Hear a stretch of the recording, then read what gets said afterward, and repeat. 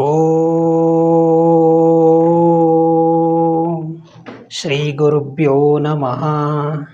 ವಿಶ್ವಕರ್ಮೋ ಗುರು ಬ್ರಹ್ಮ ಗುರು ವಿಷ್ಣು ಗುರುದೇವೋ ಮಹೇಶ್ವರ ಗುರು ಸಾಕ್ಷಾತ್ ಪರಬ್ರಹ್ಮ ತಸ್ಮೈ ಶ್ರೀ ಗುರುವೇ ನಮಃ. ಎಲ್ಲ ಸಜ್ಜನ ಬಂಧುಗಳಿಗೆ ಹಾಗೂ ಎಲ್ಲ ವೀಕ್ಷಕರಿಗೆ ಸಾಷ್ಟಾಂಗ ನಮಸ್ಕಾರಗಳು. ನೀವೆಲ್ಲ ಆರೋಗ್ಯ ಬುದ್ಧಿ ಸಜ್ಜನತೆಯಿಂದ ಇದ್ದೀರಿ ಅನ್ನೋದು ನಮ್ಮ ಭಾವನೆ. ನಮ್ಮ ಮೌನೇಶ್ವರರ ವಚನಗಳನ್ನು ವೀಕ್ಷಣೆ ಮಾಡ್ತಾ ಇರುವಂಥ ನಿಮಗೆಲ್ಲರಿಗೂ ಮತ್ತೊಮ್ಮೆ ನಮ್ಮ ನಮಸ್ಕಾರಗಳು. ಇವತ್ತು ಕೂಡ ನಾವು ಮೌನೇಶ್ವರರ ನೆನೆಯೋಣ, ಅವರ ವಚನವನ್ನು ತಿಳಿಯೋಣ ಅಂತ ಹೇಳಿ ನಾವು ಇವತ್ತಿನ ಕಾರ್ಯಕ್ರಮಕ್ಕೆ ಎಲ್ಲರನ್ನು ಆಹ್ವಾನ ಮಾಡ್ತಾ ಇದ್ದೀವಿ. ನಮಸ್ಕಾರ. ಮೊದಲಿಗೆ ಮೌನೇಶ್ವರರ ಸ್ಮರಣೆಯನ್ನು ಮಾಡೋಣ. ತಿಂತಿಣಿ ವಾಸಾಯ ವರವಿನಾಥಾಯ ಕೃಷ್ಣ ನದಿ ತೀರ ವಿಹಾರಿಣಿ ಸರ್ವಧರ್ಮ ಸ್ವರೂಪಾಯ ನಮೋ ನಮೋ ಮೌನೇಶ್ವರಾಯ.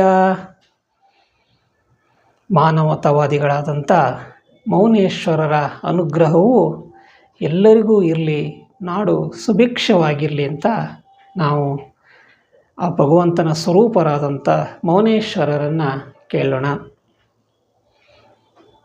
ಇವತ್ತು ಮೌನೇಶ್ವರರ ವಚನವನ್ನು ಹೇಳಿ ಅದು ಏನು ಹೇಳಿದ್ದಾರೆ, ಅವರ ವಚನದ ಮಹತ್ವ ಏನು ಅಂತ ನಾವು ತಿಳಿಯೋಣ. ಮೊದಲಿಗೆ ಮೌನೇಶ್ವರರ ಒಂದು ಮೊದಲ ವಚನವನ್ನು ಹೇಳೋಣ.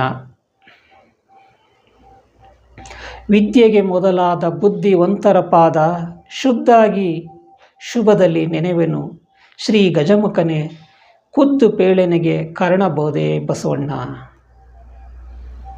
ಎಲ್ಲ ವಿದ್ಯೆ ಎಲ್ಲರಿಗೂ ಒಳ್ಳೆಯದಾಗಲಿ ಅನ್ನೋದು ಅವರ ಈ ಮೊದಲನೇ ವಚನ ಆಯಿತು. ಇವತ್ತು ಮೌನೇಶ್ವರರ ವಚನವನ್ನು ತಿಳಿಯೋಣ, ಹೇಳೋಣ. ನಾಗಲಿಯ ಮಗ ಚಿಕ್ಕ ಬಸವಣ್ಣ ತ ಅಕ್ಕಸಾಲಿ ಕಾಣೋ ಬಸವಣ್ಣ. ಏನಿದು ಮೌನೇಶ್ವರ ವಚನದಲ್ಲಿ ಹೀಗೆ ಹೇಳಿದ್ದಾರಲ್ಲ, ನೀವು ಈ ಮೌನೇಶ್ವರ ಈ ವಚನ ಅರ್ಥ ಆಗಬೇಕಂದ್ರೆ ನಾವು 12ನೇ ಶತಮಾನದ ಇತಿಹಾಸವನ್ನು ತಿಳಿಯಲೇಬೇಕು. ಅಕ್ಕನಾಲಿಗೆಯ ಮಗ ಚಿಕ್ಕ ಬಸವಣ್ಣ ಯಾರು ಹಾಗಂದರೆ, ಅಕ್ಕ ನಾಗಲಾಂಬಿಕೆ ಅಂದರೆ ಯಾರು? ನಾಗಲಾಂಬಿಕೆ ಅಂದರೆ ವಿಶ್ವಗುರು ಬಸವಣ್ಣನವರ ಅಕ್ಕ. ಅವರನ್ನು ಅಕ್ಕ ನಾಗಮ್ಮ ಅಂತ ಕೂಡ ಹೇಳ್ತಾರೆ. ಅವ್ರ ಮಗ ಯಾರು? ಚಿಕ್ಕ ಬಸವಣ್ಣ ಅಂದರೆ ಚೆನ್ನ ಬಸವಣ್ಣ, ಅಂದರೆ ವಿಶ್ವಗುರು ಬಸವಣ್ಣನವರ ಅಕ್ಕನ ಮಗ ಚೆನ್ನ ಬಸವಣ್ಣ. ಈಗ ಒಂದು ಅಂದಾಜು 250 ಜನ ವಚನಕಾರರನ್ನು ನಾವು ನೋಡ್ತೀವಿ. ಇದರಲ್ಲಿ ಅತ್ಯಂತ ಬುದ್ಧಿವಂತ ವಚನಕಾರರು ಖಗೋಳಶಾಸ್ತ್ರದ ಬಗ್ಗೆ ಹೇಳಿರೋರು ಯಾರು ಅಂದರೆ ಚನ್ನಬಸವಣ್ಣನವರು. ಈ ಚನ್ನಬಸವಣ್ಣನವರು ಬದುಕಿದ್ದು ಬಹಳ ಕಮ್ಮಿ. ಸಾಮಾನ್ಯವಾಗಿ ಹೆಚ್ಚು ಅಂದರೆ ಅವರೊಂದು 30-32 ವಯಸ್ಸು ಅಷ್ಟೇ ಅವರು ಬದುಕಿದ್ದು. ಆದರೆ ಅವರ ವಚನಗಳು, ಅವಳು ಹೇಳಿದ್ದಂಥ ವಿಚಾರಗಳು ಬಹಳ ಅಮೂಲ್ಯವಾಗಿ ಕಾಣ್ತವೆ. ಖಗೋಳಶಾಸ್ತ್ರದ ಬಗ್ಗೆ ಮಾತಾಡ್ತಾರೆ, ವಿಜ್ಞಾನದ ಬಗ್ಗೆ ಮಾತಾಡ್ತಾರೆ ಅವರು. ಇಲ್ಲಿ ಮೌನೇಶ್ವರ ಏನು ಹೇಳ್ತಾ ಇದ್ದಾರೆ ಅಂದರೆ, ನಾಗಲಾಂಬಿಕೆ ಮತ್ತು ಅವರ ಮಗ ಚನ್ನಬಸವಣ್ಣನವರು ನನ್ನ ಕುಲದವರು ಅಂತ ಹೇಳ್ಕೊಂಡಿದ್ದಾರೆ. ಮೌನಪ್ಪಯ್ಯ ಅವರು,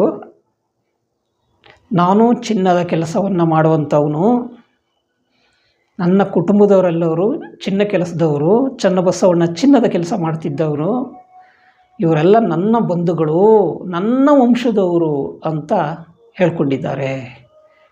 ಅಂದರೆ ಅಕ್ಕಸಾಲಿಗರು. ಅಂದರೆ ಇದರ ಸಂಪೂರ್ಣ ವಚನದ ಅರ್ಥ ಏನು ಅಂದರೆ, ಮೌನೇಶ್ವರರು ತನ್ನ ಕುಟುಂಬಸ್ಥರ ಬಗ್ಗೆ ಹೇಳ್ಕೊಂಡಿದ್ದಾರೆ, ತನ್ನ ವಂಶದವ್ರ ಬಗ್ಗೆ ಹೇಳ್ಕೊಂಡಿದ್ದಾರೆ. ತನ್ನ ವಂಶದಲ್ಲ ಇದ್ದವ್ರು ಯಾರು ಅಂದರೆ 12ನೇ ಶತಮಾನದಲ್ಲಿ ಇದ್ದವರು ಚನ್ನಬಸವಣ್ಣ, ನಾಗಲಾಂಬಿಕೆಯ ಮಗ ಚನ್ನಬಸವಣ್ಣ, ನಾಗಲಾಂಬಿಕೆ, ಬಸವಣ್ಣರ ಅಕ್ಕ, ಇವರೆಲ್ಲ ಚಿನ್ನದ ಕೆಲಸವನ್ನು ವಂಶದಿಂದ ಬಂದವರು ಅಂತ ಹೇಳ್ತಾ ಇದ್ದಾರೆ. ಅಂದರೆ ವಿಶ್ವಗುರು ಬಸವಣ್ಣನವರು ಚಿನ್ನದ ಕೆಲಸದ ಮೂಲದಿಂದ ಬಂದವರು ಅನ್ನೋದನ್ನು ಈ ವಚನವು ತಿಳಿಸ್ಕೊಡುತ್ತೆ. ಎಂಥ ಒಂದು ಅಪರೂಪದ ವಚನ ಅಲ್ಲ. ಯಾಕೆ ಅಂದರೆ ವಿಶ್ವಗುರು ಬಸವಣ್ಣನವರು ಅಂದರೆ ಮಾನವತಾವಾದಿಗಳು, ಮಾನವರೆಲ್ಲರೂ ಒಂದಾಗಿ ಬದುಕಬೇಕು, ಭೇದ ಭಾವ ಇಲ್ಲದ ಹಾಗೆ ಇರಬೇಕು ಅಂತ ಹೇಳಿದಂಥ ವಿಶ್ವಗುರು ಬಸವಣ್ಣನವರ ಒಂದು ಹಿನ್ನೆಲೆಯನ್ನು ತಿಳಿಯೋದಕ್ಕೆ ಈ ವಚನವು ಮೌನೇಶ್ವರರು ಬಹಳ ಅಮೂಲ್ಯವಾಗಿ ತಮ್ಮ ವಚನವನ್ನು ತಿಳಿಸ್ಕೊಟ್ಟಿದ್ದಾರೆ. ಇದು ಇತಿಹಾಸಕಾರರಿಗೂ ಕೂಡ ಬಹಳ ಅಮೂಲ್ಯವಾದ ಸಾಕ್ಷಿಯಾಗಿದೆ. ನಿಜಕ್ಕೂ ಇಂಥ ವಚನವನ್ನು ಕೇಳ್ತಾ ಇರುವಂಥ ನಿಮ್ಮೆಲ್ಲರಿಗೂ ನನ್ನ ವಂದನೆಗಳು. ಹಾಗೂ ಈ ವಚನವನ್ನು ನೀವು 4 ಜನಕ್ಕೆ ತಿಳಿಸಿದರೆ ನಾವು ಮಾಡಿದಂಥ ಈ ಕಾರ್ಯಕ್ಕೆ ಒಂದು ಫಲ ಸಿಗ್ಬೋದು. ನೀವು ಒಳ್ಳೆಯ ಸುದ್ದಿಯನ್ನು, ಶುಭ ಸುದ್ದಿಯನ್ನು ಖಂಡಿತವಾಗಿ ಕಳಿತೀರಿ ಅನ್ನೋದು ನಮ್ಮ ಭಾವನೆ. ದಯವಿಟ್ಟು ನಮ್ಮ ಚಾನಲನ್ನು ಸಬ್ಸ್ಕ್ರೈಬ್ ಮಾಡಿ. ನಾವು ಇನ್ನೂ ಹೆಚ್ಚಿನ ಅನೇಕ ವಿಚಾರಗಳನ್ನು ನಿಮಗೆ ತಿಳಿಸೋದಕ್ಕೆ ನಮಗೆ ಅನುಕೂಲ ಆಗುತ್ತೆ, ಹಾಗೆ ನಿಮಗೆ ತಲುಪೋದಕ್ಕೂ ಕೂಡ ಅನುಕೂಲ ಆಗುತ್ತೆ. ನಿಮ್ಮ ಪ್ರೋತ್ಸಾಹ ಇದೇ ರೀತಿ ಸದಾ ಇರಲಿ ಅಂತ ಹೇಳಿ ಇವತ್ತಿನ ಮೌನೇಶ್ವರ ವಚನಗಳನ್ನು ಇಲ್ಲಿಗೆ ನಿಲ್ಲಿಸ್ತಾ ಇದ್ದೀನಿ. ನಿಮ್ಮೆಲ್ಲರಿಗೂ ಕೂಡ ಶುಭ ದಿನ, ಒಳ್ಳೆಯದಾಗಲಿ. 4 ಜನದಿಂದ 10 ಜನಕ್ಕೆ ಕಳಿಸಿ, 10 ಜನದಿಂದ 100 ಜನಕ್ಕೆ ಕಳಿಸಿ. ಎಲ್ಲರಿಗೂ ಮೌನೇಶ್ವರರು ಮತ್ತು ಅವರ ವಚನಗಳು ನಾಡಿನಾದ್ಯಂತ ಹಬ್ಬಲಿ ಅಂತ ಹೇಳಿ ನಾನು ಇವತ್ತು ಮೌನೇಶ್ವರ ವಚನವನ್ನು ನಿಲ್ಲಿಸ್ತಾ ಇದ್ದೀನಿ. ಶುಭಂ, ಒಳ್ಳೆಯದಾಗಲಿ.